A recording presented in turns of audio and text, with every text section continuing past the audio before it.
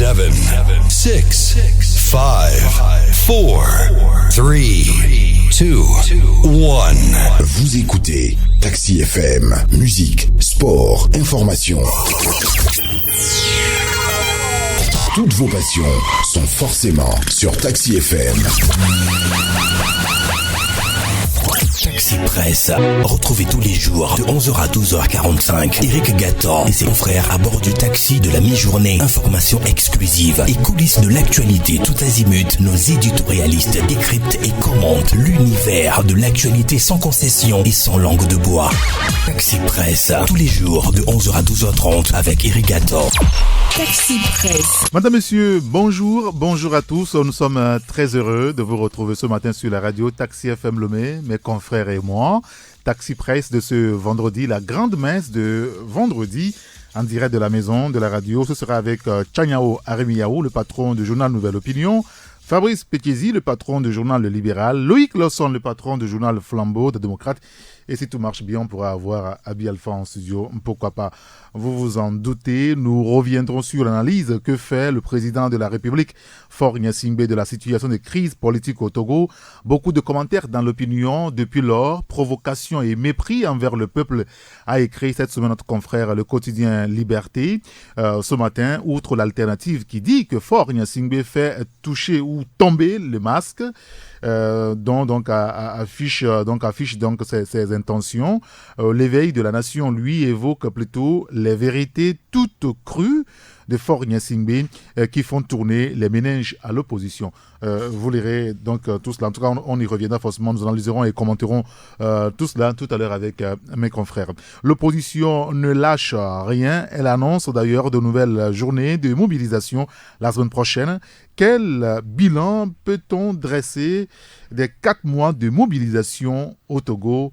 On va y revenir. La grande messe de vendredi, c'est maintenant. Taxi Presse. Taxi FM 93.1. Et juste une idée des journaux qui sont dans les kiosques ce vendredi. Il y a le confrère Liberté qui évoque le dialogue et la médiation. Drôle de silence des chefs d'État de la CEDEAO, écrit notre confrère. La coalition confirme la médiation de la Guinée et du Ghana. Loi de finances gestion 2018, l'ANC relève de nombreuses anomalies, le confrère en parle. Et puis au niveau du ministère des Affaires étrangères, gestion décriée et malaise au sein du personnel. Le confrère évoque donc le sujet, vous lirez l'article à la page 3 du quotidien Liberté. Il y a l'hebdomadaire La Montagne qui est aussi dans les kiosques ce vendredi. Le journal évoque la recherche d'une issue pacifique à la crise politique au Togo. La CEDEAO exige un dialogue immédiat et inclusif. La hack au grand complet, Pita Lunani, Willy Brond Telou, directeur de Radio Lomé, est nommé membre. Vous lirez l'article. Et puis, report s'inédié de l'adhésion du Maroc à la CEDEAO, camouflé pour les fossoyeurs de l'intégration sous-régionale. Les détails sont à lire dans le journal La Montagne. Il y a l'hebdomadaire L'éveil de la Nation. Avalanche de financement et d'appui des institutions de Bretton Woods au Togo. Après les 35,6 millions de dollars du FMI, voici les 58 milliards de francs CFA de la Banque mondiale, écrit le confrère. Et puis sortie médiatique du président togolais dans le magazine Jeune Afrique, les vérités toutes crues de Faure Gnassingbé qui font tourner les méninges à l'opposition, écrit l'éveil de la nation. Le bi-hebdomadaire L'Union pour la patrie, cette fois, appuie à la politique de la bonne gouvernance. La Banque mondiale soutient le Togo. 3 nouveaux projets financés à plus de 58 milliards de francs CFA. Le journal qui en parle avec, bien entendu, la photo du ministre de l'économie et des finances, Sani Yaya, à la une du journal. On pourra aussi évoquer la sauvegarde ou sauvegarder les aires protégées du Togo. Alédio, désormais doté d'une brigade forestière. Les détails sont dans le journal. Visite de mi-parcours au centre d'enfouissement technique d'Akepe. Les premières tonnes de déchets du Grand Lomé attendues courant janvier 2018. Les détails sont dans le billet hebdomadaire L'Union pour la patrie. L'autre billet hebdomadaire, c'est l'Alternative, qui évoque la conservation du pouvoir. Faure fait tomber le masque, à lire dans le journal, le vote du budget 2018 avec l'ANC qui relève des incongruités. Et puis mouvement Nouboueke, Achou, Fiacre libéré, les 2 autres membres maintenus en prison. Les détails sont à lire là-dedans. Et puis, cette interview d'Emmanuel Sodi, la correspondante de TV5 Monde et de France 24. Je filme des réalités sociales ou politiques du Togo. Je n'invente rien, a-t-elle déclaré. Une interview que reprend ce matin le confrère L'Alternative. Et puis le dernier journal avec nous, c'est Vérité des Peuples qui souhaite joyeuse fête de Noël à ses lecteurs. L'interview du président de la République avec Jeune Afrique est relevée dans le journal. Le dialogue est un élément essentiel de notre société, a déclaré le chef de l'État. Une interview que reprend naturellement le confrère Vérité des Peuples. L'excellence a un prix. Robert Doucet récompense ses meilleurs collaborateurs. Il y en a au moins 3 qui sont sur une photo qui nous est présentée ce matin. Et puis l'opposition dans ses dérives, pression de rue ou dialogue inclusif. Élément de réponse à découvrir dans le journal. Et puis aussi assainissement des finances publiques et réformes. Un décaissement de plus de 19 milliards de francs CFA du FMI pour encourager le Togo.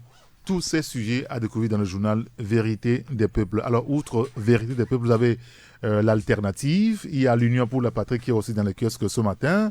Le quotidien Liberté, l'hebdomadaire L'éveil de la Nation. Et vous avez aussi le journal La Montagne. 93.1 Taxi FM. Retour en studio avec mes confrères Tchanyao Arimiaou, le patron du journal Nouvelle Opinion. Bonjour Tchanyao. Eric, bonjour. Bonjour à celles ou à ceux qui sont en train de nous suivre en ce moment. Je profite en même temps de votre antenne pour souhaiter une bonne Juma à tous mes frères musulmans. Très bien. Bonjour à Fabrice Otizi. Bonjour à toi et bonjour à tous les auditeurs. On sera rejoint tout à l'heure en studio par les autres confrères, notamment Loïc Lawson. Ferdinand a été un petit peu grippé ce matin.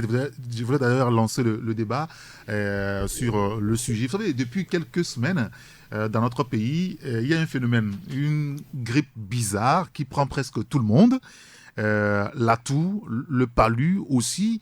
Et ce qui est bizarre à nos yeux, depuis lors, on n'a écouté personne au niveau du ministère de la Santé, l'autorité, dire, donner l'alerte et dire ce qui se passe ou comment arriver à bout de cette grippe. Quand ça vous prend, vous avez au minimum 2 semaines. Vous en avez été aussi victime, Tchanyao.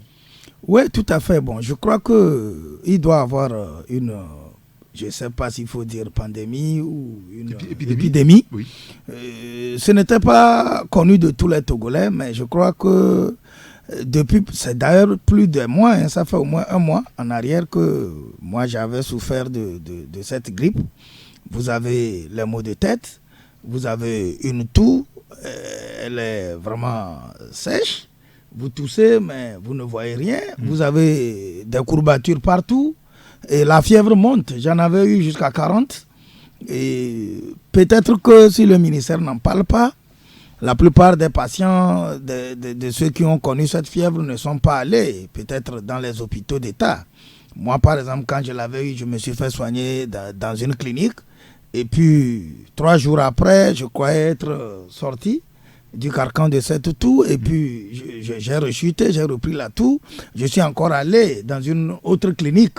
Peut-être que si tous ceux qui tombaient malades se transportaient à Tokoin ou dans un hôpital d'État, l'autorité devrait comprendre qu'il y a quelque chose de nouveau qui ne va pas au plan de santé. Oui, mais en même temps, ça court les rues. On voit des citoyens qui sont malades régulièrement. J'avoue que j'ai connu beaucoup de gens qui sont passés par là. Oui. Et aujourd'hui, c'est le confrère Ferdinand. Je lui souhaite prompte guérison. Vendredi, c'était à Bielfa qui était dans notre Oui, bien sûr. Je sais de quoi il est question. C'est quelque chose de très terrible. Fabrice, le ministère de la Santé peut être aussi interpellé sur ce coup. Parce oui. qu'ailleurs, un petit problème, on voit l'autorité qui communique là-dessus, qui indique la marche à suivre pour éviter d'autres contaminations, peut-être.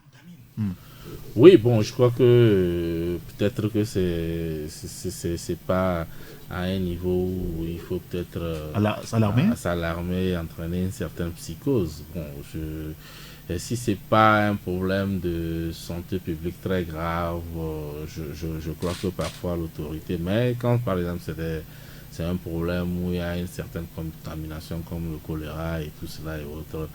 C'est ça qui inquiète en ce moment. Oui, bon, maintenant, c'est vrai aussi qu'il y a de ces périodes-là où parfois il y a certaines maladies similaires qui se retrouvent au niveau de plusieurs personnes. Par exemple, en début d'harmattan, en plein harmattan, en période de chaleur, bon, c'est des pathologies qui se retrouvent. Et bon, à ce niveau, oui, mais est-ce qu'il n'y a pas un moyen, peut-être au niveau des autorités, que si on est d'accord que c'est une maladie saisonnière et qu'à l'approche de cette saison, qu'on puisse faire une campagne de sensibilisation ou des mesures à prendre pour éviter que des citoyens qui sont des contributeurs, n'est-ce pas, de notre économie, on arrive à être malade et donc à laisser de faire du travail, de travailler, je veux dire. Non, moi je crois que s'il s'agit d'une épidémie, on tire la sonnette d'alarme sur le plan national, mais pour le reste, quotidiennement, il y a des émissions sur la santé, hein, sauf que ça n'intéresse pas grand monde. Oui, sinon, il y a plein de médias qui ont plein d'émissions sur la santé, que ce soit sur les médias privés ou publics, où on en parle. Sauf que... Mais quand il s'agit quand même d'une épidémie, où il y a du genre méningite, choléra, où il faut alerter les gens, mais par exemple, un truc du genre palud, bon, on ne peut que vous dire, dormez sous une moustiquaire, faites ceci ou cela et autre. Donc, c'est pas... peut-être une maladie du genre nouvelle qui naît comme Ebola où on alerte tout le monde. Donc, je crois que c'est un peu cela. Il veille très souvent au grand. Je crois que quand c'est une alerte sérieuse, mais bon, si c'est des malaises dus peut-être au temps, ça, je crois que les émissions de sensibilisation peuvent s'en occuper, quoi. Tonyao, tu as un commentaire là-dessus encore? Non, bon, je crois que Fabrice a tout dit, mais est-il qu'il y a un mal? Peut-être qui n'est pas connu par les autorités, parce que je suis passé par là. J'avoue que je connais beaucoup de gens tout le temps qui vous disent qu'ils ont pris cette grippe. Il suffit, bon, quand quelqu'un vous dit maintenant ces jours qu'il est malade, c'est que c'est les mêmes symptômes. Je ne sais pas, c'est pas Ebola de toutes les façons, puisque nous n'en mourrons pas. Nous en sortons pas mal. Mais je crois que c'est... Ça vous prend, ça fait au moins une semaine. Tu fais une ou 2 semaines à l'été. Et la fièvre va, elle revient, mais je crois que ce n'est pas l'atout que nous avons toujours connu. Il y a quelque chose, peut-être que les gens vont se plancher là-dessus et situer les populations. Très bien. Alors, l'autre sujet à évoquer, c'est par rapport à la dernière condamnation de l'État togolais. Il y a quelques jours, c'est la lettre du continent qui révèle que le bras de fer entre l'État togolais et le groupe Accor connaît un autre épisode. Avec une condamnation de 4,5 millions d'euros d'amende à payer par l'État togolais au groupe français Accor pour violation de sa convention de gestion. Je rappelle, jusqu'en 2014, pour ceux qui ne le savent pas, l'État togolais a été amené à expulser, on dira Manu Militari, le groupe Accor, parce que ce groupe n'avait pas respecté certaines consignes données par les autorités. Ce groupe a porté déjà plainte ici à Lomé, puis en France, et c'est la plainte de la France qui semble porter ses fruits. Alors, ce qui nous interpelle, c'est les nombreuses condamnations de l'État togolais. À chaque fois que quelqu'un a des problèmes avec notre État, c'est à 95%, c'est sûr qu'il gagnera. Est-ce que ce n'est pas un problème finalement, Fabrice? Non, c'est un problème. C'est un problème d'autant plus qu'aujourd'hui, pratiquement dans tous les services de l'État, il y a un service juridique. Et donc cela voudrait dire que c'est des gens qui sont là quand même pour conseiller juridiquement, que ce soit les sociétés d'État ou les services publics par rapport aux actes juridiques qu'ils posent. Alors si on en arrive à cela alors qu'on a des avocats qui entourent des sociétés, on se pose des questions de savoir est-ce que parfois en allant signer ces contrats-là, on associe les spécialistes, parce que c'est aussi ça la question. Et ben, quand vous vous lancez dans une rupture de contrat comme cela, je crois qu'il faut s'entourer quand même des dispositions. Je ne maîtrise pas le fond du dossier, mais ce dont vous parlez, je sais qu'à plusieurs reprises quand même on a condamné l'État togolais soit de justice de la CEDEAO à dédommager tout cela et autres. Je crois qu'il faut que soit on associe les juristes qui ne jouent pas peut-être vraiment le rôle qu'il faut, ou alors on les ignore. Si on les ignore, je crois qu'il faut rectifier cela, parce qu'en réalité c'est ces conseils-là qui peuvent vous permettre, qui peuvent vous ouvrir les yeux sur les différents pièges qui sont dans ce contrat-là. Au niveau de l'État, on privilégie la force. On fait les choses avec force. On ne respecte pas forcément la règle. Et donc aujourd'hui, on est condamné ou on se fait condamner tout le temps. Non, bon, je crois que par rapport à ce que tu as évoqué, le contrat avec accord, oui. Un contrat ne peut pas refléter rien que la force. Je crois que c'est les juristes qui se retrouvent et qui concluent des contrats pour l'État et pour le groupe Accord. Et donc, je reviens rejoindre Fabrice pour dire que, ou bien on est en train de faire de la plaisanterie, on fait de l'à peu près, parce que j'ai quelqu'un qui est dans les sillages de l'État, et donc la personne fait prendre un cousin, un oncle pour faire office d'avocat de l'État, et que cette personne n'a pas les calibres nécessaires pour pouvoir jouer ce rôle. Voilà. Parce qu'on ne peut pas comprendre que à chaque temps que l'État togolais doit avoir des problèmes, comme tu l'as relevé.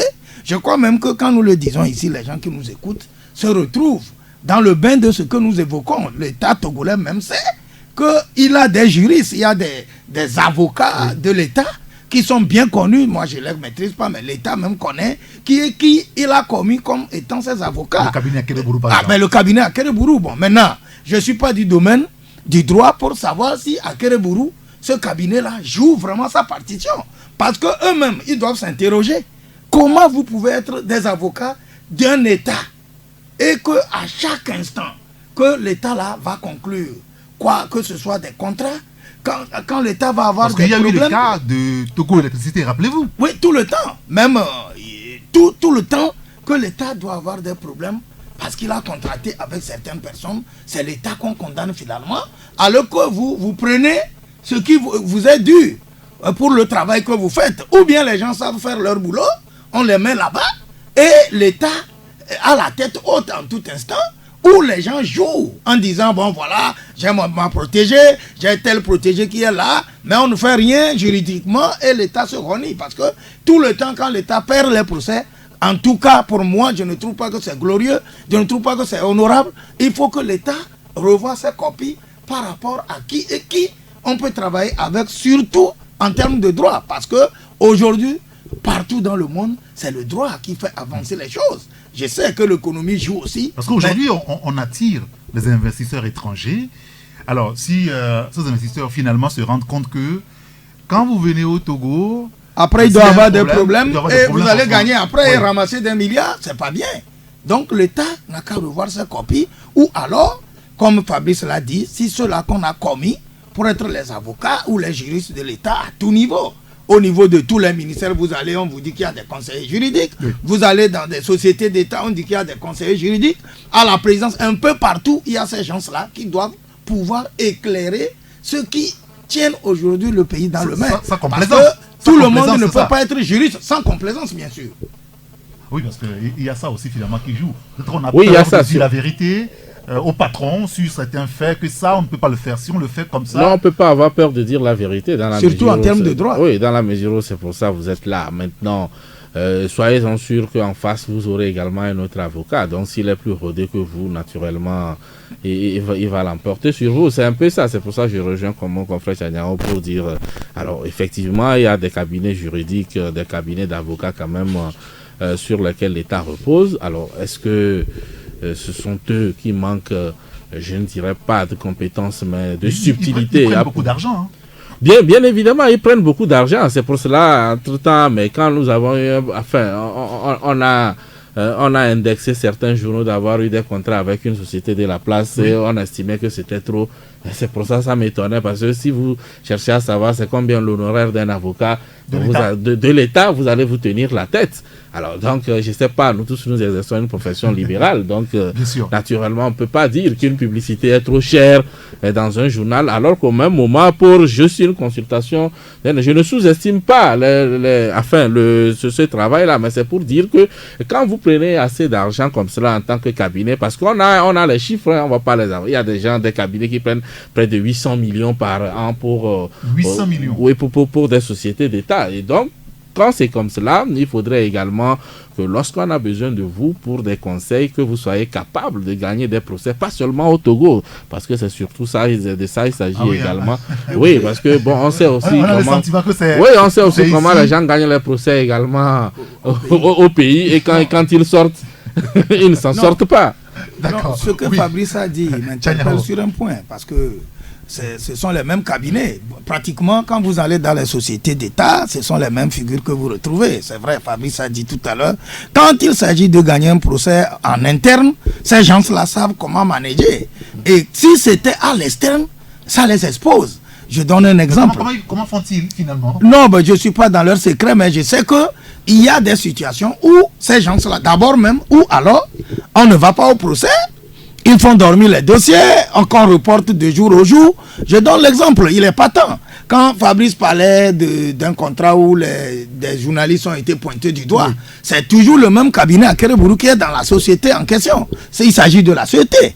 Et il y avait des licenciements abusifs à la société. Aujourd'hui, on n'a pas pu reprendre les gens qu'on a mis dehors. Nous en parlons, mais... Au niveau même de la CET, il y a un citoyen qui a porté plainte contre la société. Oui, mais il a gagné, mais il n'est jamais rentré dans ses droits. Parce que Kérébourou est justement là. Si c'était un étranger qui avait eu ce problème, avec de licenciements abusifs, je vous assure que la société serait en train de payer des dommages. Il y a un citoyen qui a porté plainte. La justice lui a donné raison. Les juges ont estimé que c'était un licenciement abusif. Il y a plein de citoyens togolais qui sont dans ce cadre-là. Mais rien n'a été fait. Ces gens-là, ils sont à la maison, ils font rien, ils sont réduits à aller aux émigrants, ils sont réduits à vendre du flouze et de timoni. Mais la société, elle est là. Le cabinet est là, ils savent que juridiquement parlant, il s'agit d'un licenciement abusif.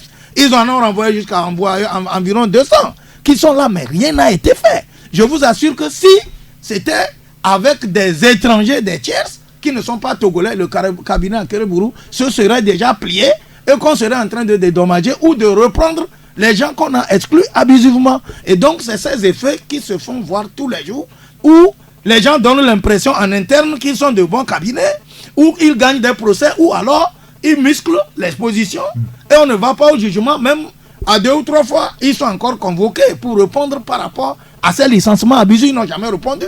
Et je sais que nous sommes là, ils ont des appuis partout, on ne leur fera rien. Mais quand c'est des étrangers, ça expose le pays et c'est pas bien. Et je crois qu'il faut que l'État et les sociétés également puissent revoir leur copie, parce que il faut éclater. Il y a des compétences. Il y a des jeunes qui sont sortis de bonnes écoles, qui sont rodés, qui sont de bons avocats, qui sont de bons juristes, qui peuvent faire mieux. Mais on converge seulement tout le temps vers les mêmes personnes. Et ce qui fait qu'on n'a pas les vrais résultats que le pays attend. Qui sont ensemble finalement. Mais ce n'est pas bien en ce moment.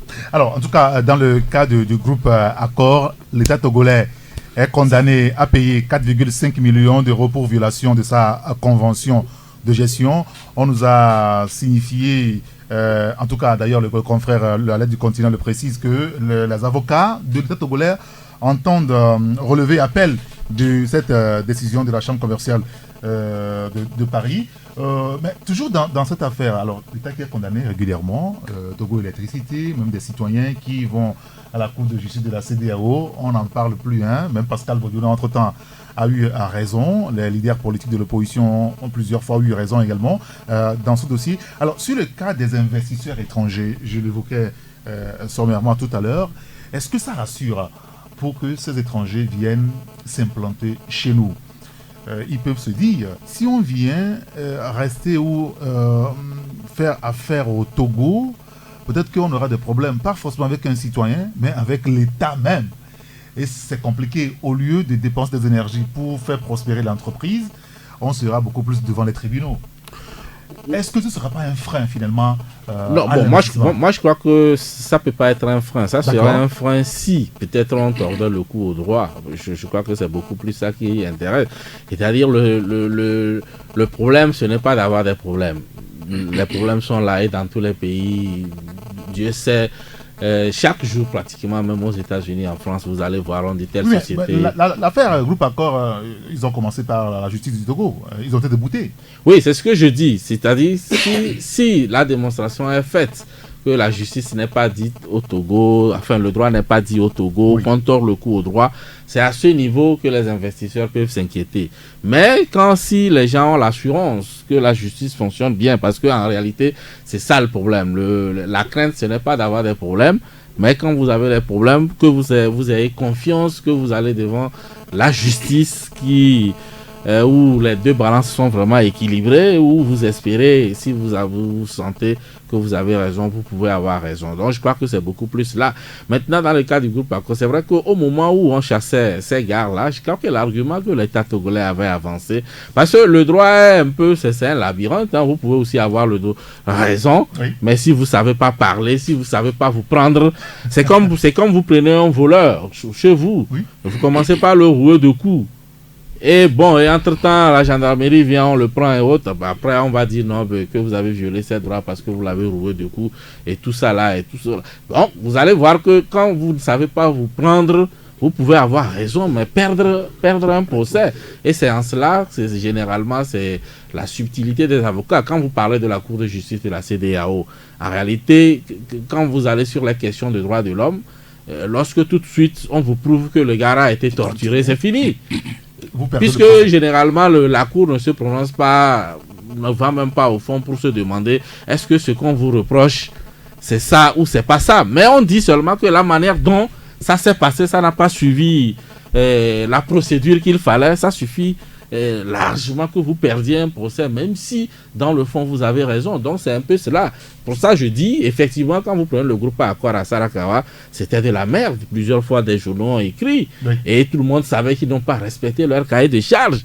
Maintenant, lorsque l'État togolais a voulu répondre, est-ce qu'ils ont suivi les procédures? Est-ce que tout a été fait dans les normes? C'est ça. Parce que si tout n'a pas été fait dans les normes, aujourd'hui on va vous condamner. C'est comme si, en fait, vous avez raison, mais vous n'avez pas utilisé les moyens qu'il fallait pour avoir gain de cause dans une affaire pareille. Donc je crois que c'est beaucoup plus là. Et il faut faire les choses avec finesse, être posé, avoir les bons conseils pour voir, c'est vrai, il n'a pas respecté sa part de contrat, mais quand on veut résilier ce contrat, comment ça se fait? Est-ce qu'on va avec des huissiers tout de suite sortir les bagages, laisser à ciel ouvert? Est-ce que c'est comme ça se passe? Je crois que les jurys sont mieux placés pour nous dire, dans ce cas précis, où est-ce que le Togo a failli. Très bien. Un autre sujet aussi, avant de parler politique, c'est sur le plan éducation. On en a toujours évoqué avec les enseignants. Ces enseignants qui ont déposé un mot d'ordre de grève depuis le début de 2 semaines. Est-ce qu'on n'est pas fatigué cette histoire, ce bras de fer entre les autorités et les enseignants? Non, je crois qu'on ne peut pas dire être fatigué. Nous sommes des êtres humains, en société, tous les êtres humains. Oui, mais ça dit qu'aujourd'hui, le sentiment, c'est qu'on assiste à un dialogue de sourds. Oui, est-ce que c'est vraiment un dialogue de sourds? Je crois que si vous reculez en 10 ans en arrière, vous allez voir que beaucoup de choses ont été faites par le gouvernement. Et c'est en cela que je disais que nous sommes des êtres humains et que chaque être humain cherche à accélérer, surtout en termes de bien-être. Et donc les enseignants, si vous les contactez, vous leur posez des questions, ils vous diront que la courbe a monté depuis au moins 10 ans. Par rapport aux avantages, par rapport à beaucoup de choses qu'on essaie de leur faire. Mais ce n'est pas une raison que nous disions ici qu'ils doivent rester bras croisés. Mais en même temps, je suis en train de commencer par comprendre que les enseignants, avant tout, ils sont pères d'enfants. Ils ont également leurs enfants qui vont à l'école.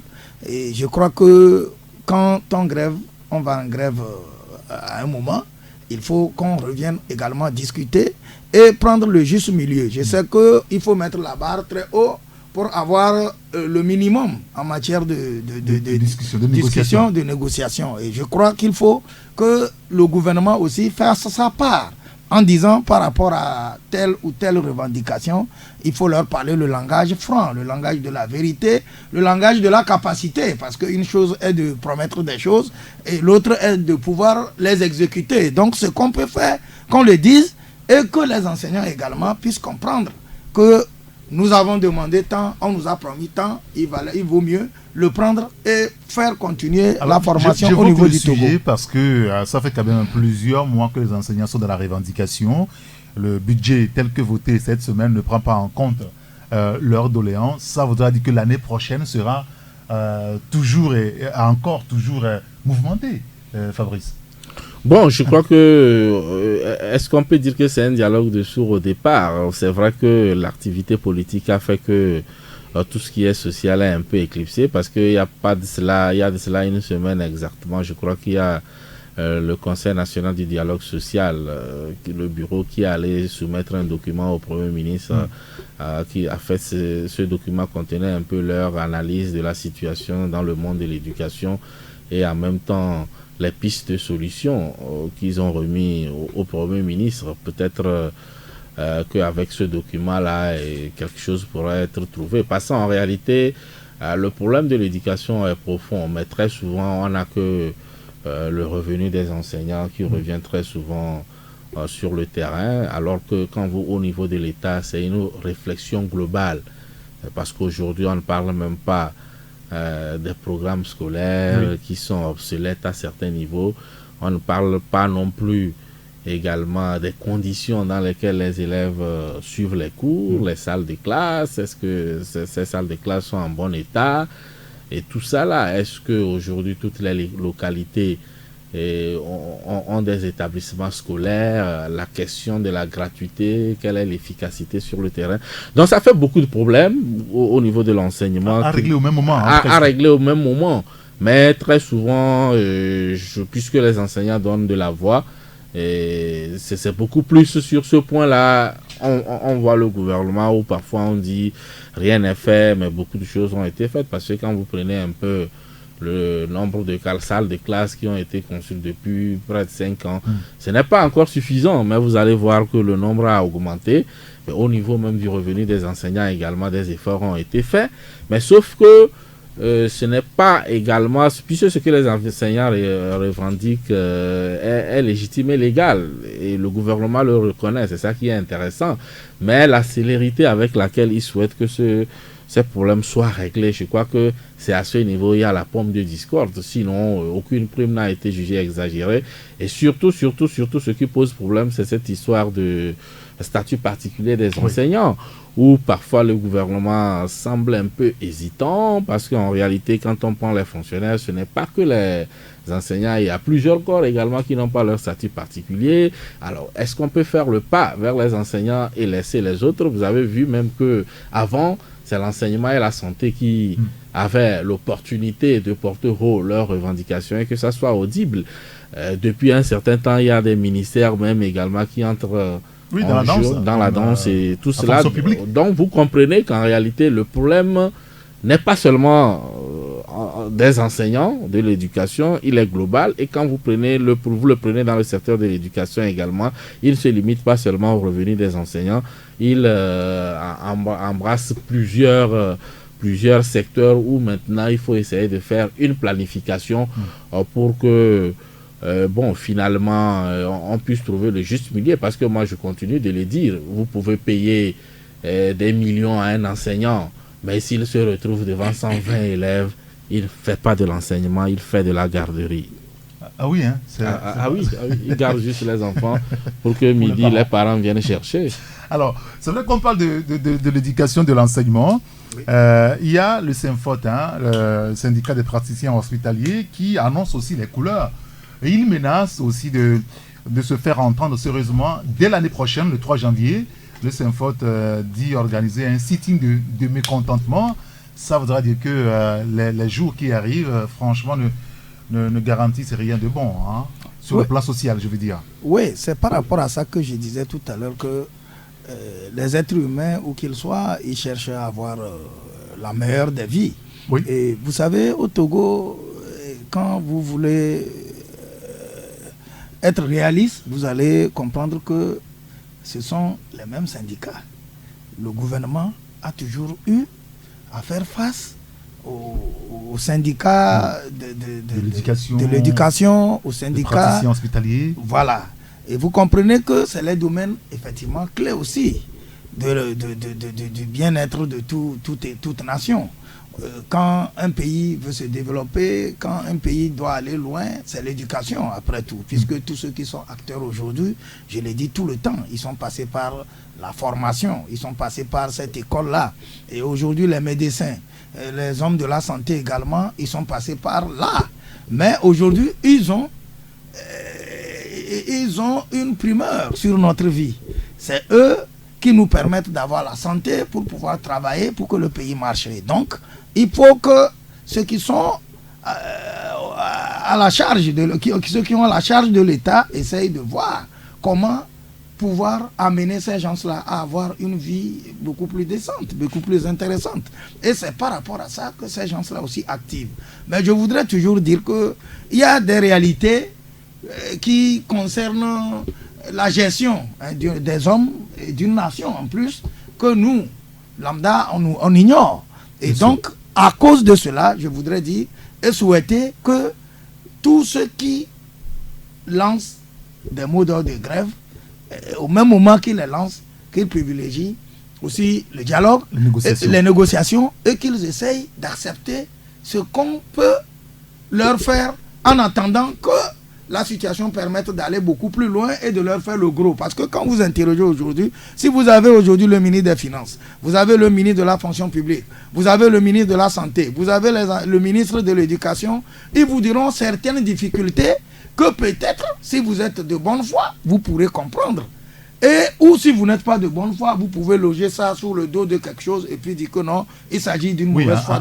En même temps, quand on fait des promesses depuis 5 ans, 6 ans, 7 ans, et les mêmes choses demeurent sur le tapis. Peut-être qu'il s'agit des promesses. Oui, vous devez comprendre que ces gens-là soient réticents vis-à-vis de nouvelles promesses du gouvernement ou des gouvernants. Oui, je comprends également les syndicats, mais je me dis aussi qu'il faut aussi comprendre un peu ceux qui sont aux affaires. C'est pourquoi j'ai dit des fois qu'il y a un adage élevé qui m'intéresse. On dit non, sonafia, à sonacé. Et donc, la souris, on sait qu'elle se nourrit, le chat se nourrit de la souris, et la souris aussi a le droit de vivre. Et donc, c'est un phénomène qui ressemble un peu à cet adage. Donc, le juste milieu aujourd'hui. Voilà, le juste milieu. Très bien. On va peut-être aborder la question politique avec la dernière sortie du chef de l'État, largement commentée par la presse et puis l'opinion également. D'ailleurs, certains de nos auditeurs ont eu la possibilité de réagir par rapport aux déclarations du chef de l'État, Faure Gnassingbé, dans les colonnes du magazine français Jeune Afrique. C'est vrai, un magazine tourné vers l'Afrique, beaucoup d'informations liées à l'Afrique, c'est dans ce journal également. Fabrice, vous avez quand même choisi, pour illustrer votre article mercredi dernier, un morceau de la déclaration de Faure Gnassingbé. Il n'y aura pas de scénario insurrectionnel au Togo. Et quand on parcourt toute l'interview, nous avons affaire à un président qui est serein et il est imperturbable, comme vous avez écrit. Oui, bien évidemment. C'est vrai que ça m'a valu toutes les critiques. Ah oui? Mais tout simplement, c'est l'analyse que j'ai faite, en tout cas du contenu des propos que le chef de l'État a tenu devant le micro de nos confrères de Jeune Afrique. Moi, je n'ai pas vu un chef d'État paniqué, ébranlé, parce que quand on est paniqué, ébranlé, on ne parle pas comme ça. Donc, il est tout simplement imperturbable, puisqu'il dit même que il n'y aura pas prendre le pouvoir par la rue, le scénario n'aura pas lieu, et que même ça a échoué. Alors qu'au même moment, les manifestations continuent. Donc, ça voudrait dire que ce qui se passe là ne l'inquiète pas, même s'il prend ça en considération et il comprend un peu les revendications qui se cachent derrière. Et donc, depuis le début de la crise au mois d'août, je crois que à plusieurs reprises, certains ont souhaité que le chef de l'État prenne la parole. Mais bizarrement, j'ai l'impression que je faisais partie de ceux qui estimaient aussi qu'il fallait qu'il parle. Certains ont estimé que s'il parlait, ça va s'arrêter. Mais je ne m'inscrivais pas dans cette logique, parce que je me souviens dans ce studio, je disais qu'il ne suffit pas de parler pour parler.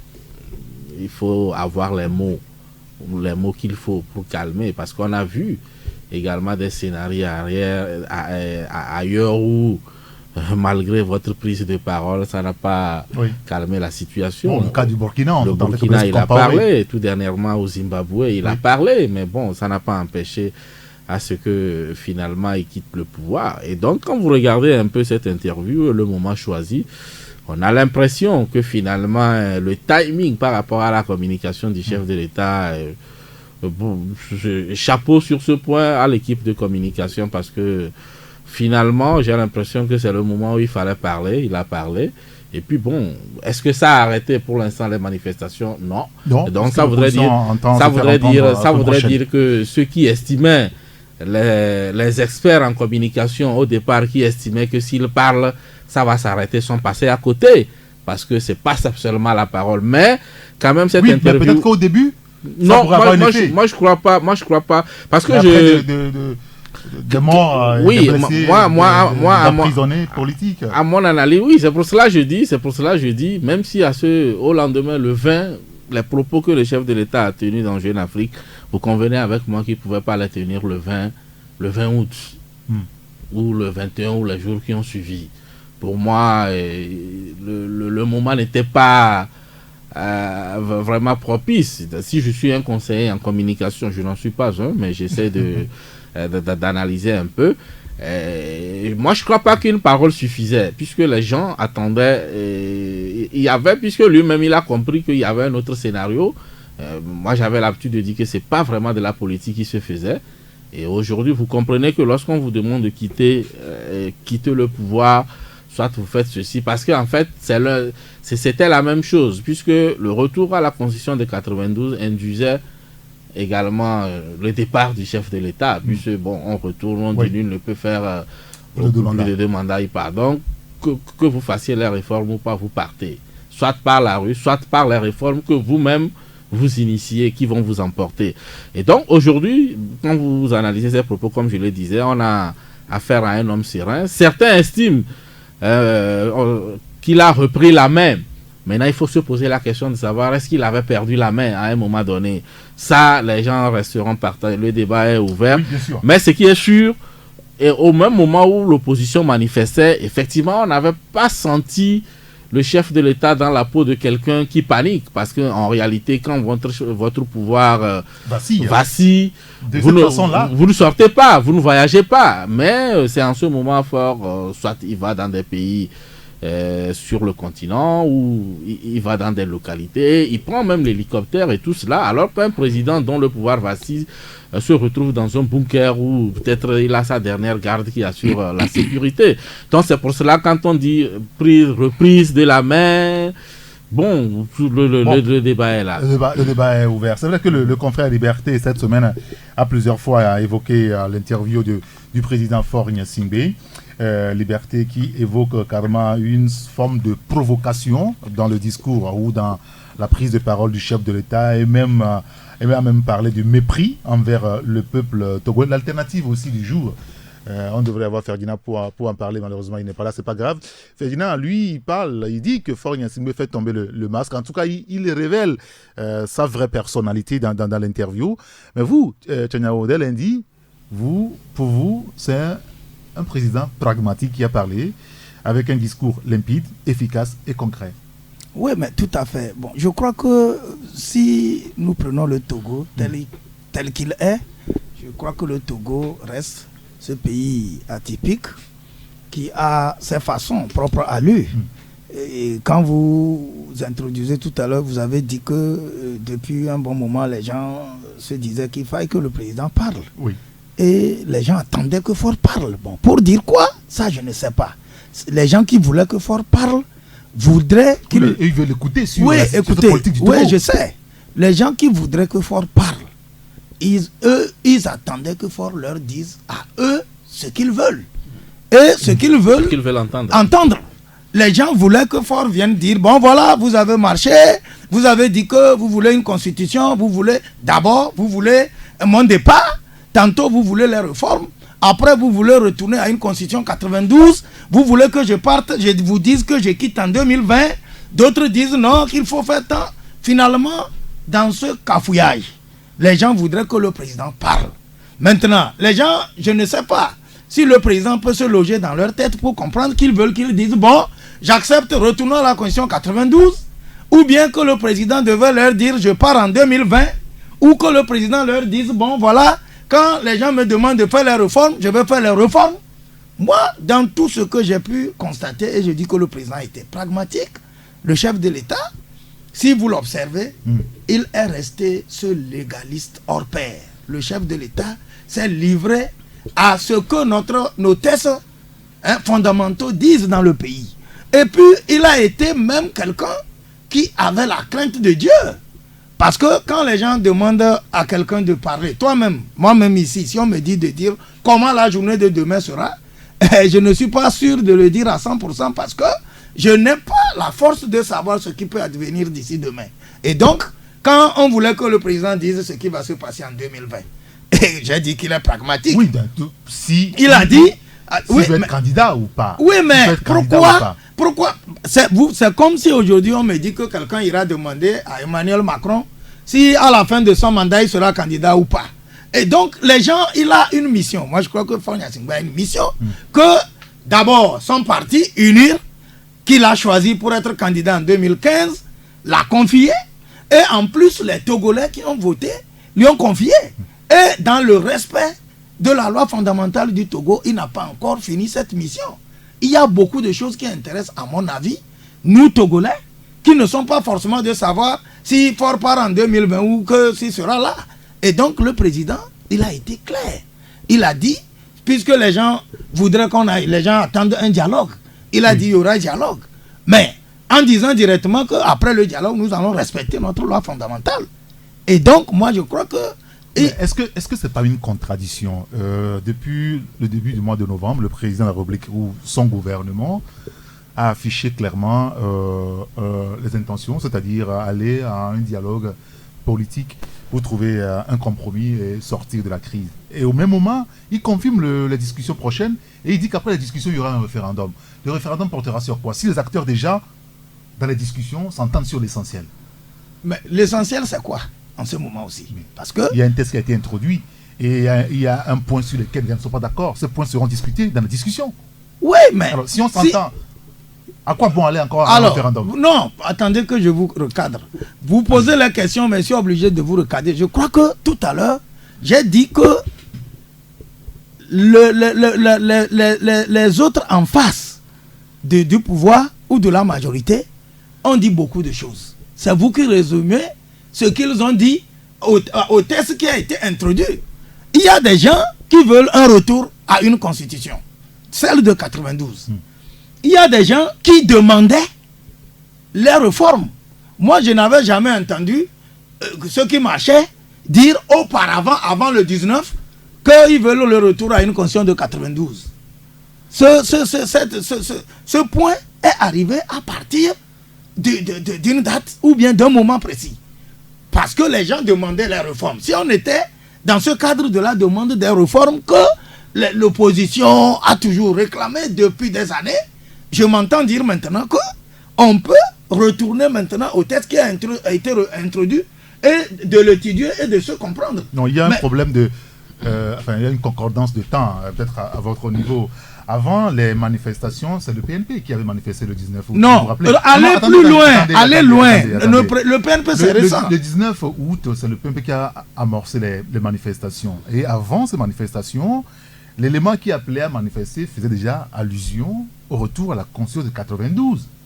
Non, je vais vous dire, je vais vous rafraîchir la mémoire. Ce n'est pas ça. Ce que je voulais vous dire, quand je dis, il ne faut pas situer les faits politiques togolais à l'arrivée du PNP.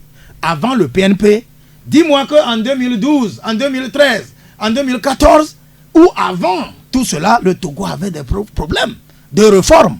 Est-ce qu'en ces années-là, quelqu'un demandait qu'il veut un retour à une constitution de 92? Non.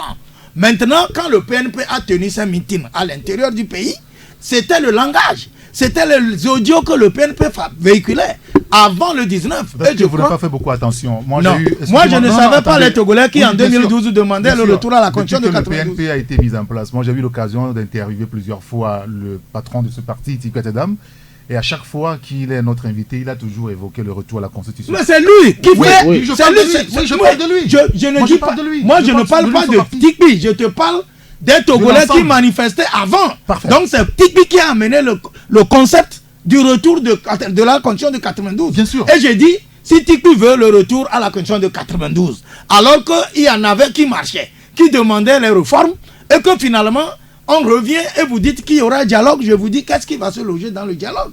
Et c'est pourquoi c'est important, même si le président dit qu'il faut aller au référendum, c'est important que les acteurs politiques se retrouvent pour recadrer et se dire ce qu'ils veulent. Alors ça peut être une pression de Faure Gnassingbé pour dire, écoutez, si le dialogue échoue, je fais le constat et puis j'appellerai à un référendum. Tout à fait. Non, je crois qu'il n'y a pas de contradiction. Moi, je ne vois pas en tout cas de contradiction dans la mesure où, en réalité, comment on modifie une constitution où on a une nouvelle constitution. C'est-à-dire qu'il y a deux procédés. C'est-à-dire soit l'Assemblée nationale ou par référendum, je crois bien. Oui, c'est ça. Alors, aujourd'hui, on constate que l'étape de l'Assemblée nationale est déjà brûlée. Puisque c'est déjà passé à l'Assemblée nationale, ça n'a pas marché. Oui, mais maintenant, maintenant, au niveau du dialogue, c'est-à-dire que moi, je ne pense pas que c'est l'échec du dialogue qui peut induire le référendum. C'est-à-dire que aujourd'hui, s'ils vont au dialogue et ils s'entendent sur ce qui doit être dans la nouvelle constitution qu'on aura, maintenant, c'est pas le dialogue qui fait la constitution. Non, et peut-être ils vont fournir. Personne n'a dit ça. Oui, eux, ils vont fournir le contenu. Mais maintenant, donc, on peut poser les deux scénarios. Soit est-ce qu'on va revenir faire une relecture à l'Assemblée nationale, soit on revient, on fait une relecture à l'Assemblée nationale pour avoir le test, et comme ça on économise par rapport au référendum, ou alors le chef de l'État estime que comme l'étape peut-être de l'Assemblée nationale est déjà brûlée, puisque on n'a pas obtenu le quota qu'il fallait, naturellement c'est un référendum. Et donc maintenant, comme je suis d'accord avec toi pour dire que peut-être dans le compromis politique, chacun pourra mettre de l'eau dans son vin, le gouvernement peut accepter peut-être revenir à l'Assemblée nationale si l'opposition le demande, je n'en sais rien. Mais je ne pense pas qu'il y a une contradiction quand le chef de l'État parle de référendum après le dialogue, puisqu'il n'y a que ça ou à l'Assemblée nationale, on peut avoir finalement le test que nous sommes en train de rechercher. Alors, sur l'éventualité d'une candidature de Faure Gnassingbé en 2020, il semble évasif sur le sujet. Il dit, actuellement, mon souci, c'est de sortir le Togo de cette crise. Et plus loin, il dit, écoutez, on fera tout en 2020, on verra. Est-ce que ça ne dit pas tout, finalement, qu'il n'a pas envie de quitter le pouvoir en 2020, par exemple? Non, bon, moi je crois que je ne sais pas pourquoi cette question intéresse beaucoup de gens.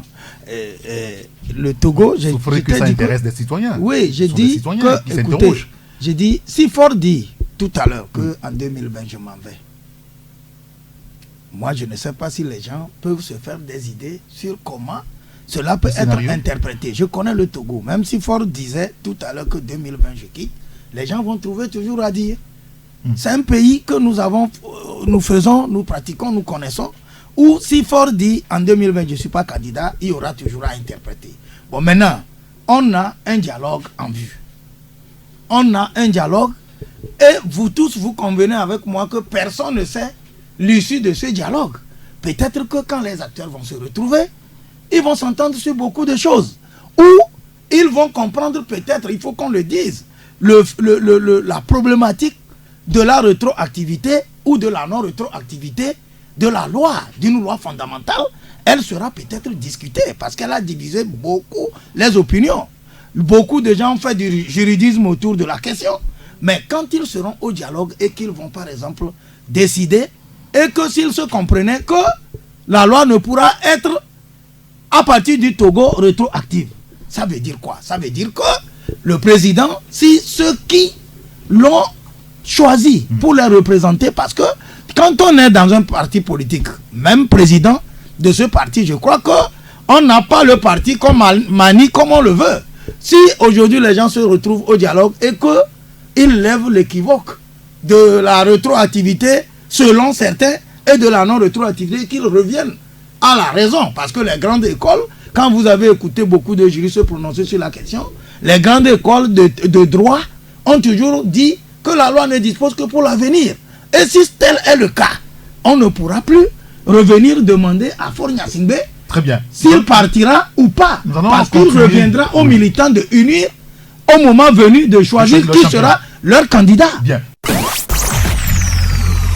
10, 9, 8, 7, 6, 5, 4, 3, 2, 1. Vous écoutez Taxi FM, musique, sport, information. Toutes vos passions sont forcément sur Taxi FM. Taxi Presse de ce vendredi, la grande messe de vendredi, c'est avec Tchaniao Arimiao, le patron du journal Nouvelle Opinion, Fabrice Pekézi, le patron du journal Le Libéral. Fabrice, sur la question du départ ou non de Faure Gnassingbé en 2020, il n'a pas été totalement clair ou précis sur le sujet. Bon, dans l'opinion, bien sûr, il y a beaucoup de commentaires quand même. Hein. Oui, bon, c'est vrai, du point de vue de la légalité, il estime que rien ne l'empêche.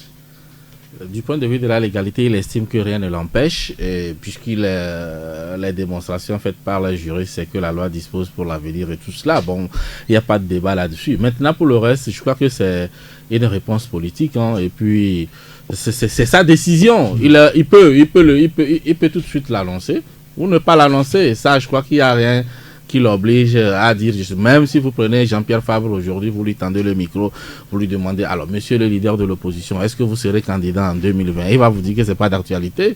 S'il est un homme politique avisé qu'il est, il va vous dire que c'est pas d'actualité. Pourquoi vous voulez qu'il vous dise tout de suite alors que bon, il y a beaucoup de choses. Oui, on ne dit jamais non. C'est pas, il vous dira c'est pas son souci aujourd'hui. Vous prenez Achadam, vous lui posez aujourd'hui la question, est-ce que vous serez candidat en 2020? Il va vous dire que c'est pas sa préoccupation en ce moment précis. Donc naturellement, je crois que politiquement, c'est la meilleure réponse qu'on peut conseiller à un homme politique ou à un chef d'État, c'est de garder ce suspense-là. C'est possible qu'il cherche à être candidat en 2020. C'est aussi possible qui cherche à faire une surprise, je n'en sais rien. Mais je crois que la meilleure réponse, c'est que c'est pas d'actualité, quoi. Actuellement, il y a d'autres choses qui préoccupent. Il a une crise et tout cela. Et bon, venir dire, bon, je serai candidat en 2020 ou je ne serai pas candidat. Mais il a précisé quand même que la loi, en tout cas, lui, il est sûr que la loi ne l'empêche pas. Et donc, qu'il soit candidat ou pas candidat en 2020, il y a d'abord sa décision personnelle, puisqu'il faut avoir l'intention d'être candidat. Et puis ensuite, il y a d'autres paramètres également.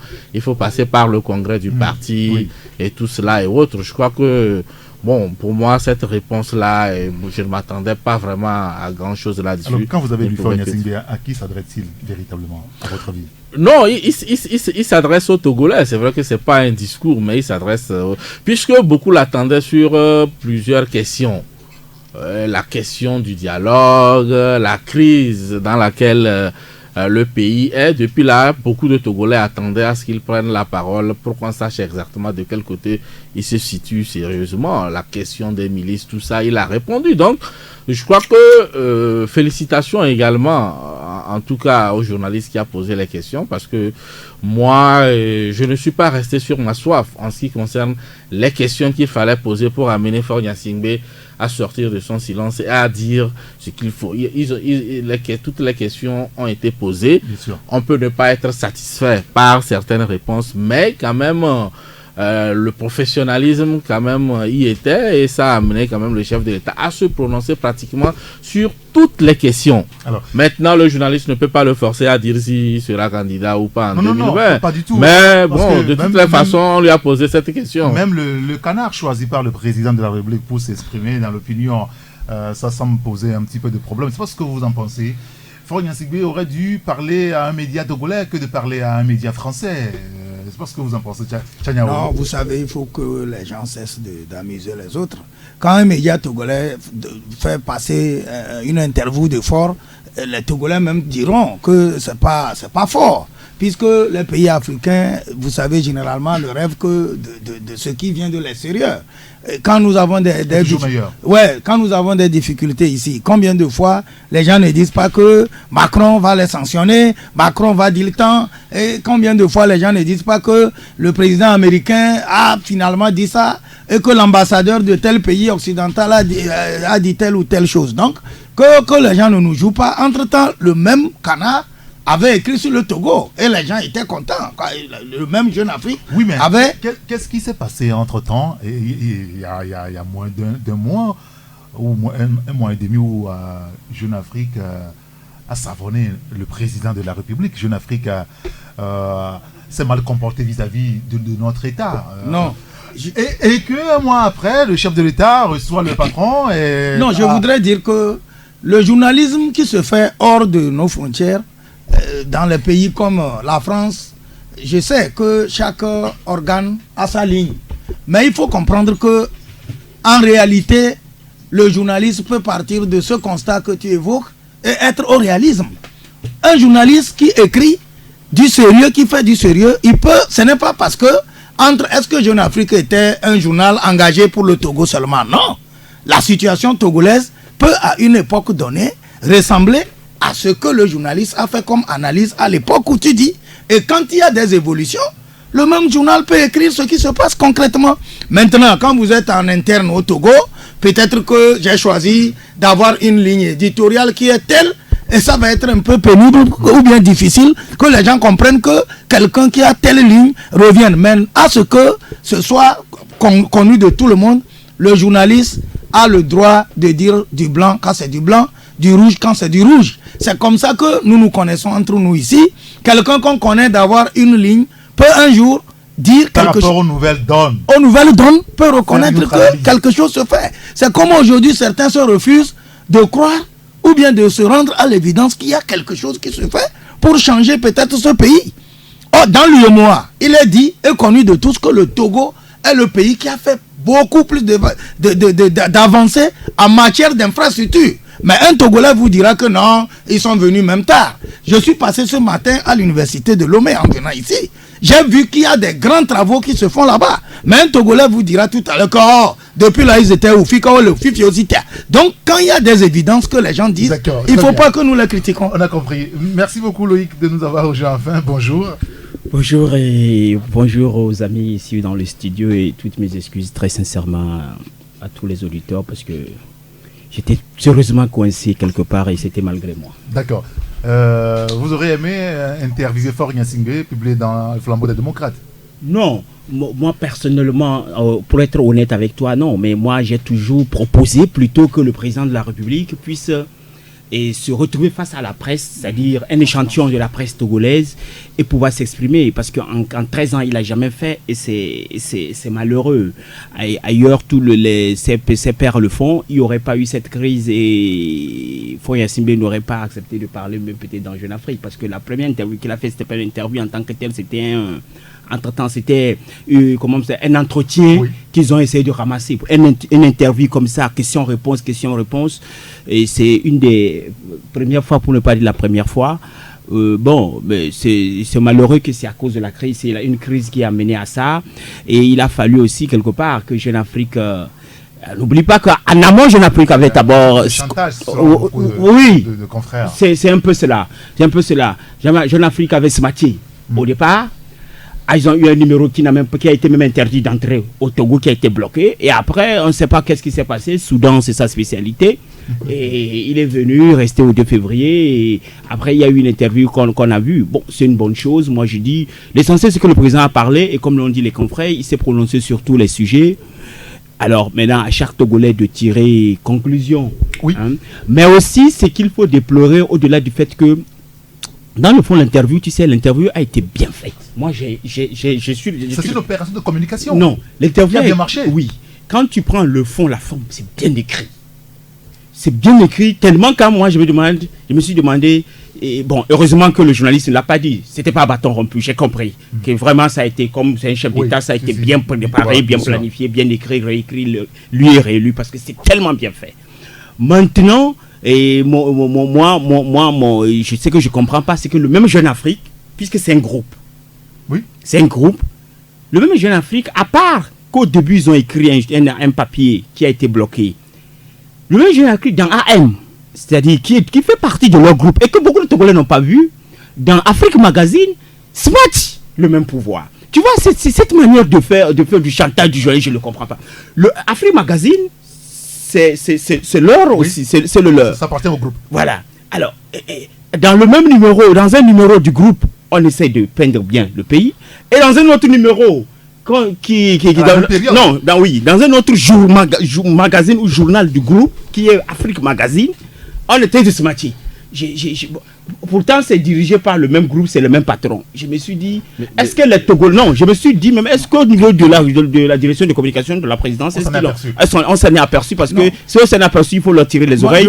Parce qu'il ne peut pas venir prendre tout ça, toutes ces publicités et tous ces conseils et après venir se matcher encore dans un autre... Non, tout à l'heure, je voulais rectifier quelque chose avant que Fabrice ne vienne. Quand le confrère disait qu'on connaît François Soudan, on connaît sa manière, il est venu rester au 2 février. Au moment où il avait ce match-là, il était resté où? Parce que si c'est quelqu'un... Non, attends, si c'est quelqu'un qui ne fait que du travail, peut-être qu'on lui porte des idées. Si c'est comme ça, il est connu, il était resté où en ce moment? Il n'était pas... Ils n'ont pas le papier depuis Paris. Donc il n'avait pas fait... Il a été fait depuis Paris. Donc, moi, je voudrais que les gens cessent de planter certains décors dans la tête des gens. Non, c'est pas ça qu'il s'agit. C'est pas ce que j'ai dit. Il ne faut pas me prêter des attentions. Ça ressemblait. Non, le premier papier de Jeune Afrique. Non, attendez. Monsieur. Non, écoute-moi, j'ai dit ceci, j'ai expliqué, j'ai été clair. Je parle de Soudan. J'ai remarqué, j'ai fait une remarque, un constat, qu'il est venu à Lomé, qu'il est resté au 2 février. Mais avant ça, s'il te plaît, oui, mais non, mais écoutez, tout le monde a vu François Soudan à Lomé. S'il te plaît, ce que j'ai dit, c'est ceci. J'ai remarqué qu'avant ça, François Soudan a fait un papier dans Jeune Afrique qui a eu même des problèmes et le journal n'a pas pu entrer dans le pays. Et j'ai dit, quelque temps après, Jeune Afrique fait maintenant ce qu'il a eu à faire. Et je déplore, parce que moi j'attire l'attention, je déplore le fait que dans le même Jeune Afrique, le même groupe, dans l'Afrique Magazine, encore essaie d'écrire un article pour attaquer le pouvoir. Je ne comprends pas cette manière de faire. Ce que je dis est simple. Donc, s'il te plaît, ne me prête pas des attentions. Merci. Oui, Loïc, Fabrice maintenant.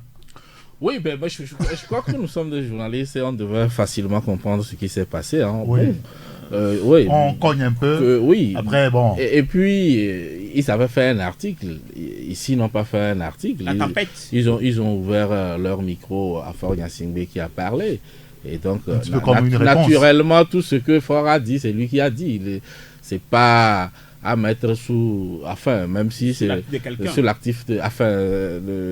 c'est pas à mettre ça sur le compte de Jeune Afrique, même si c'est leur canard qui a permis de porter l'information. Oh, mais non, s'ils vont dire autre chose à Afrique Magazine, bon, ça peut être le même groupe, mais c'est pas les mêmes rédacteurs. Bon, peut-être qu'ils veulent vous prouver...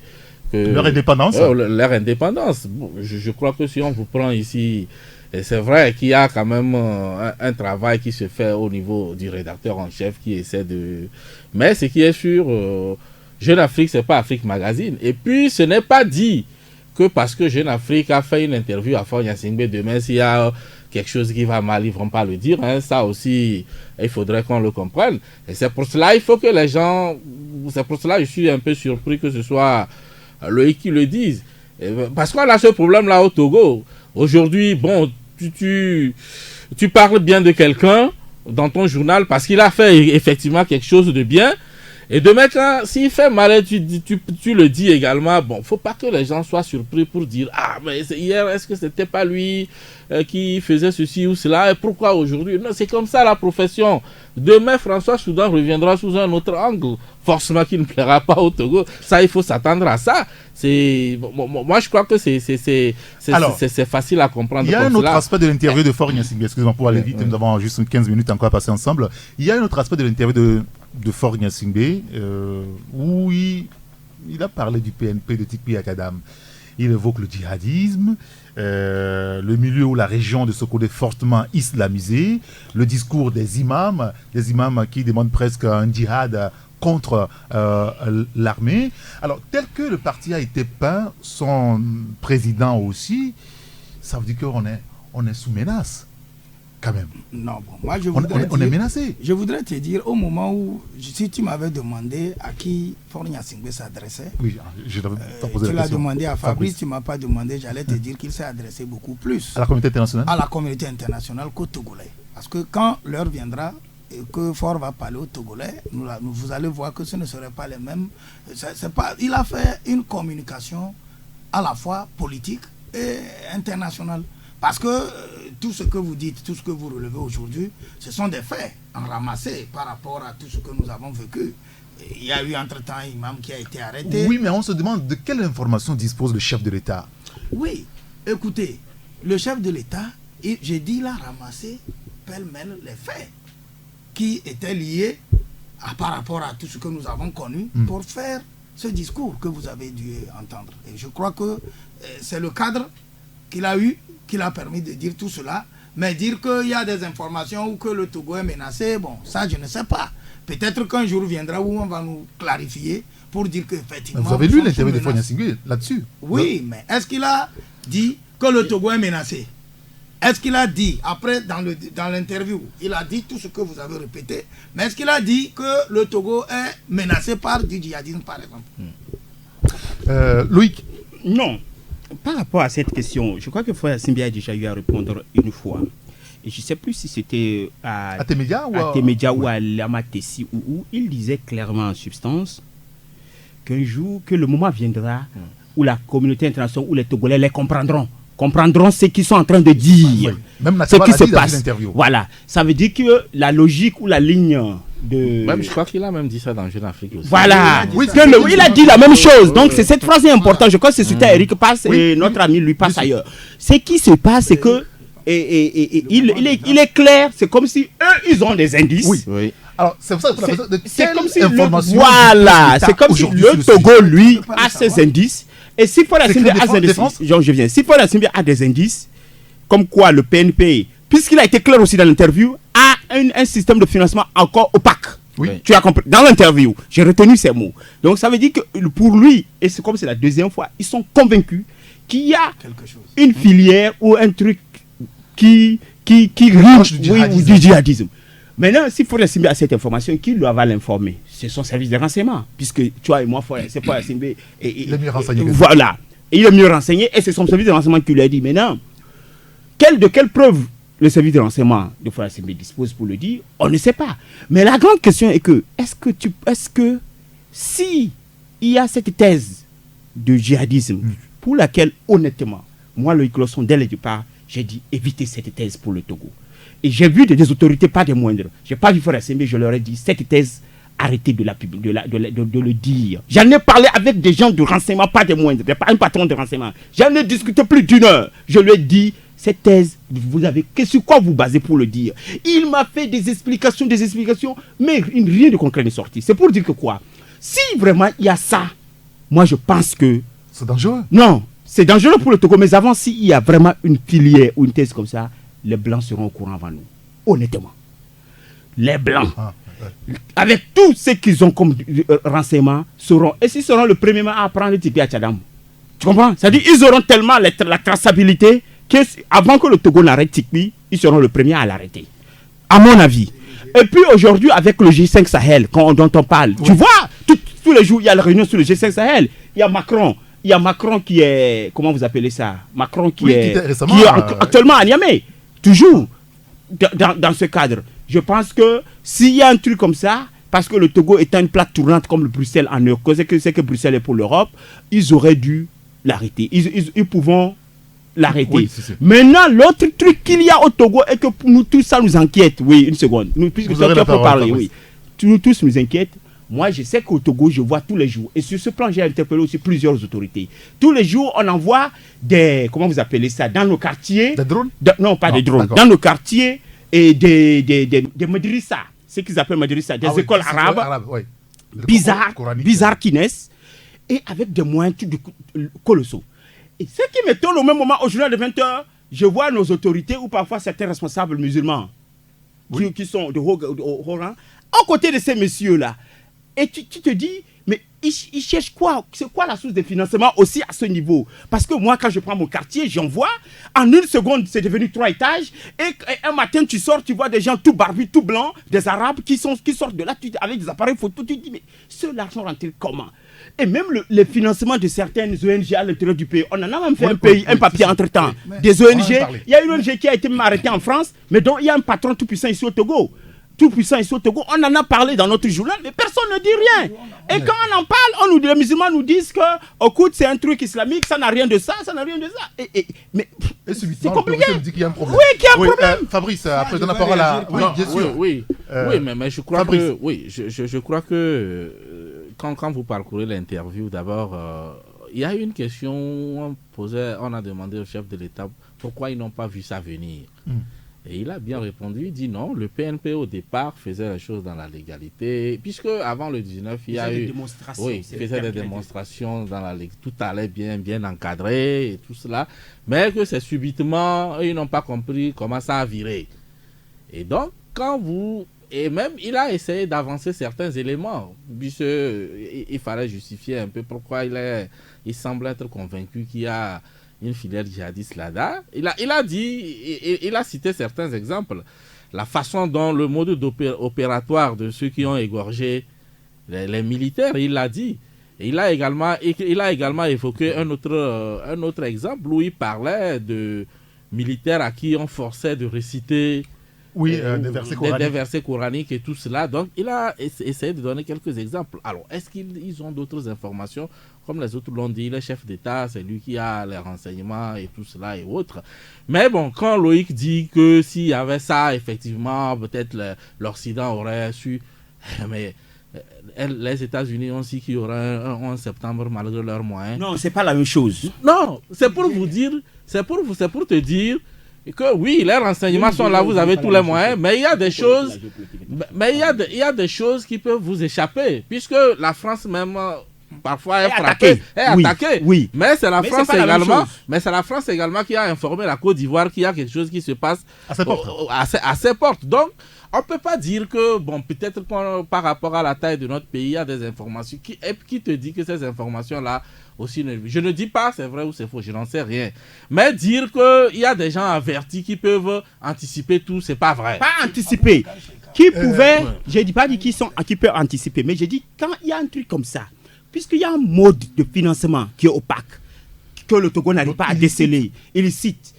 Eux, le parti là, ils allaient te méfier depuis et même arrêter. Tu vas voir que pour les demandes de visa de Tipeee, il y aura un refus qu'on ne va pas justifier habituellement. Parce que quand vous prenez un peu, il y a eu une initiative faite par le président Abdou Assouma dans la région centrale. Oui. Où on sensibilisait.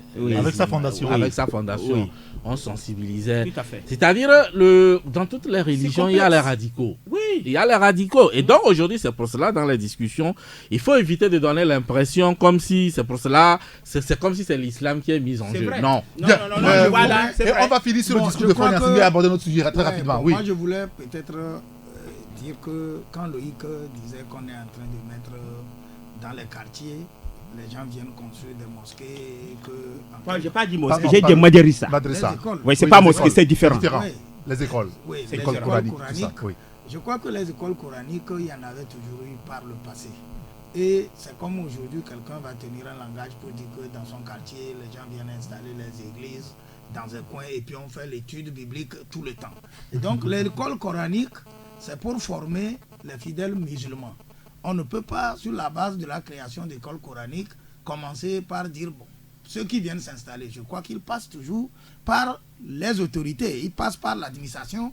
On ne peut pas venir installer une école. Il a dit aussi, ils sont toujours à côté. Donc, non, attends. Tu vois le côté. Et donc, ça veut dire que là-bas, on a aussi tout le contrôle pour ne pas dire qu'on est en train de prendre des faux. Avant de prendre quelqu'un qui veut venir installer une école coranique, je crois que ceux qui donnent les autorisations ont quand même la possibilité mais vous savez de que faire des le PNP aussi a eu quand même son récépissé pour son parti. C'est que moi je te parle du PNP. Mon ami Arim Yao, mon ami Arim Yao, je fais une corrélation. Mon ami Tchanyao est musulman, mais je suis triste de lui dire que j'ai l'impression que je connais même mieux l'islam que lui. J'ai envie de lui dire ça. Quand on dit le Médérissa, les écoles, on sait comment elles fonctionnent. Moi, je n'ai pas dit le fait qu'on installe une école dans un quartier qui est Médérissa, c'est inquiétant. J'ai parlé de certaines choses assez précises. Parce que les écoles Médérissa qu'on connaît même en Arabie Saoudite, elles ont un mode de fonctionnement. Comment ça fonctionne, on le sait. Et on sait aussi que les djihadistes, ils vont à la base par la pépinière. C'est-à-dire, on travaille les gens dès le bas âge. On vous explique que celui-là, c'est l'ennemi. Et qu'est-ce que je remarque? Moi, je dis, quand je constate qu'une école Médérissa, qui est censée être une école souvent modeste, tout souvent modeste, cette école qui, tout de coup, sortie de nulle part, l'école prend une proportion rez-de-chaussée, niveau 1, niveau 2, niveau 3, tu vois des 4x4 de gros cylindrés qui viennent, qui rentrent, qui sortent, tu ne sais pas d'où ça sort, j'ai dit des 4x4 pas des moindres, tu vois un matin, non, ce que je dis est sérieux, tu vois un matin des barbus, tout en noir, tu sens qu'ils viennent d'arriver dans le pays, ils sont tout en noir avec des appareils photo et consorts qui rentrent, ils sont rentrés légalement, je dis. Mais ils peuvent rentrer légalement, faire les opérations légalement, mais à la fin, vous aurez un autre résultat. J'ai dit, c'est juste une inquiétude. Et c'est normal que je m'inquiète. Oui, c'est vrai, vous avez le droit. Peut-être on va aborder notre sujet, c'est par rapport donc à l'opposition. Depuis la sortie de Faure Gnassingbé, elle parle, mais pas assez, comme on l'a constaté ces derniers temps. Mais hier, quand même, l'opposition a sorti un communiqué dans lequel elle dit clairement que les manifestations reprennent la semaine prochaine pour mettre la pression sur le président Faure Gnassingbé et son équipe. Alors, on a marché pendant 4 mois. Le 19, ça faisait 4 mois. On a amorcé le 5e mois des manifestations. On dénombre une vingtaine de mobilisations de rue. 4 mois après, vous voyez qu'il y a un résultat sur le terrain pour l'opposition, Tchanyao? Je ne suis pas dans la peau de ceux qui appellent à manifester, mais je crois que s'ils n'avaient pas, eux, des résultats, ils n'allaient pas continuer par marcher. Je crois que quand ils le font, ils sentent quelque part que l'action donne toujours lieu à peut-être à des réactions ou bien à des remue-ménages. Ils sentent peut-être que ce qu'ils sont en train de faire, c'est la bonne fibre. Mais si je devais vraiment parler peut-être ou me prononcer sur ce qui se fait, j'allais dire peut-être de voir au même moment qu'on marche, de trouver d'autres méthodes. Parce que si pendant 4 mois, on a marché et que ce qu'on a dit, parce que quand les gens marchaient, l'objectif était clair. Ou c'est le départ de Faure Gnassingbé tantôt, ou c'est le retour sine die à la Constitution de 92.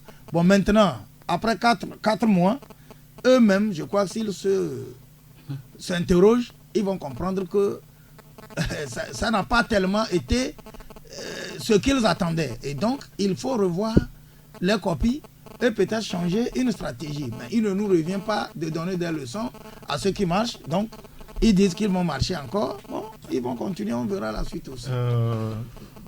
Oui, moi je crois que c'est simple. Hein? C'est-à-dire qu'avant de démarrer les marches, on a un objectif.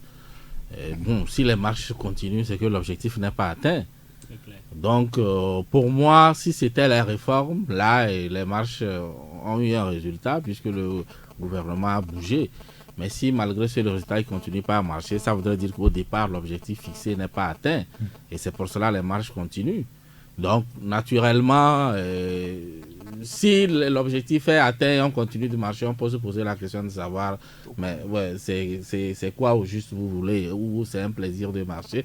Non, c'est comme ça, moi je raisonne. S'il continue les marches, c'est que l'objectif n'est pas atteint. Maintenant, il faut qu'il l'explique. Et je crois que peut-être l'objectif aujourd'hui, on ne s'en cache pas, c'est le départ de Faure Gnassingbé. Lui dit que ça a échoué. Bon, les autres, apparemment, ils se disent que ça peut encore aboutir. Bon, on est là, on est voit. Mais il faut comprendre que ces derniers moments également, c'est vrai, les gens sortent. Mais comment ça se passe? Vous allez voir... Ça ressemble à de carnaval? Oui, et un peu... parfois, vous avez l'impression, c'est comme si... Bon, ça devient un peu...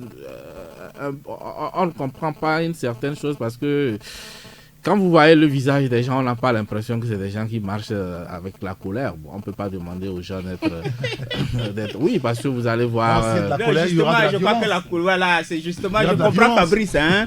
Je suis d'ailleurs sur la même longueur d'onde que Fabrice quand il dit par rapport à l'objectif atteint ou pas atteint. Je crois qu'on est sur la même longueur d'onde, mais le principal, dans le concret,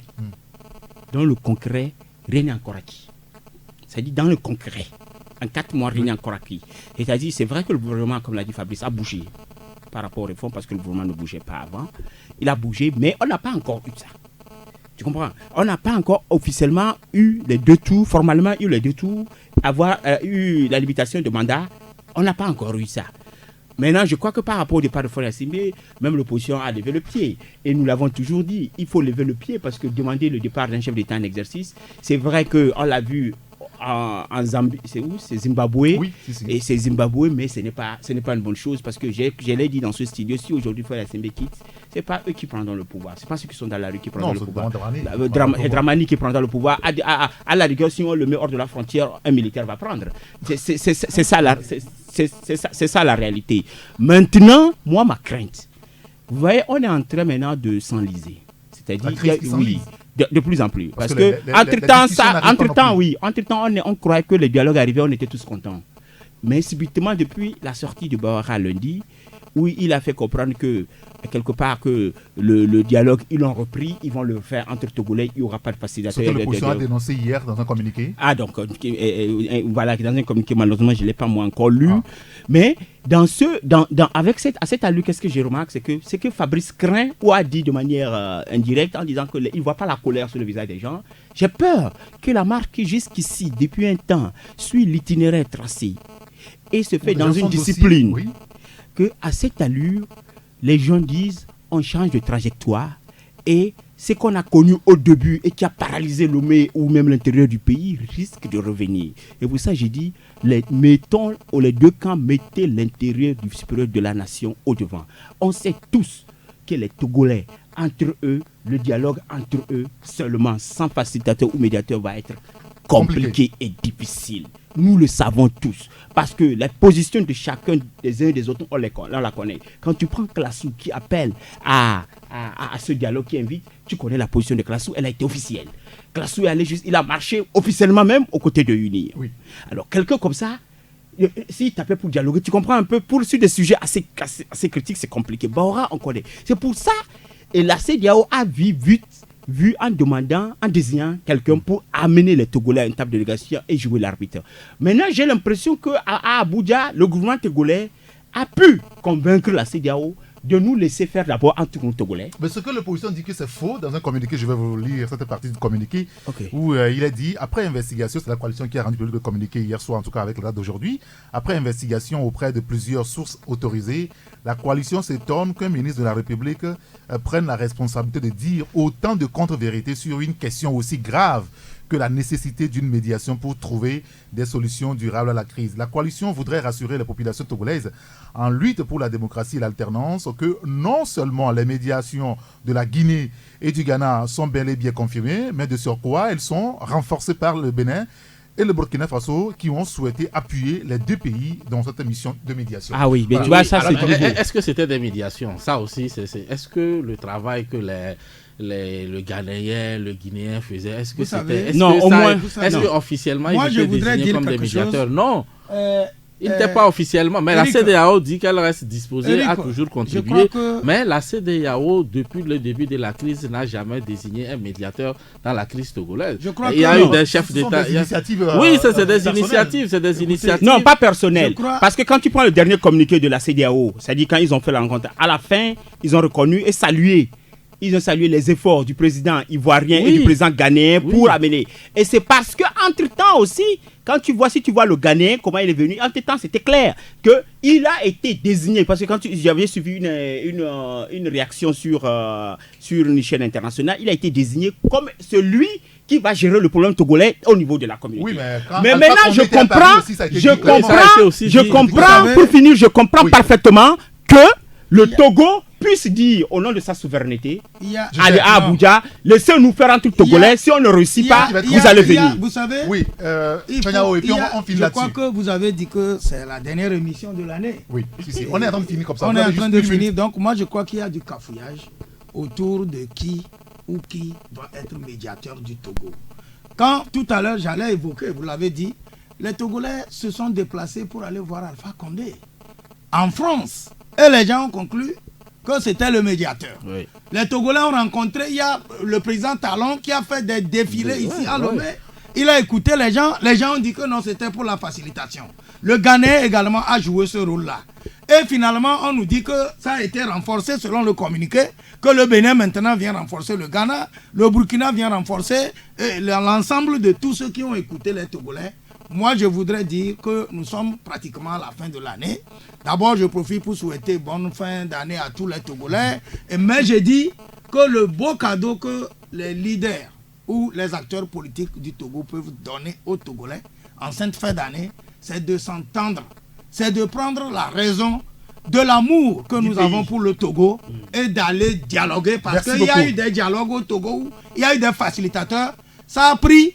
D'autres ont condamné, d'autres ont dit que ça n'engage que ceux qui ont signé et on connaît l'histoire du Togo. Il faut que ceux qui sont acteurs aujourd'hui prouvent aux Togolais qu'ils portent le Togo dans leur cœur. Merci beaucoup à Chanyao Arimiao. Pour rappeler. Un dernier mot, oui. Un dernier mot, non, je vais rappeler à Chanyao qu'il y a quelques cafouillages.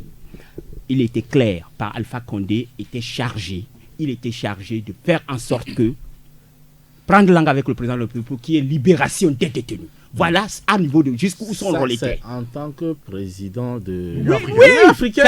En tant que président de l'Union africaine, ça va de soi. Tu comprends. Quand ça arrive, ça va de soi.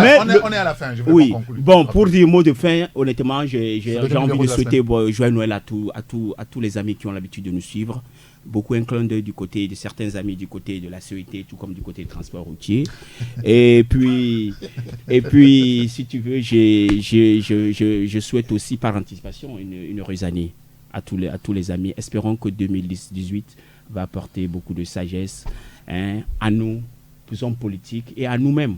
Oui, pour que le bonheur jaillisse dans toutes les maisons. Oui, dans tout le cœur. Oui, Fabrice. Oui, pour dire également d'abord prompte guérison à Ferdinand. Qui nous a manqué aujourd'hui. Oui. J'espère qu'il va venir sur le grand citoyen d'État, il doit être en train de nous écouter. Bien sûr.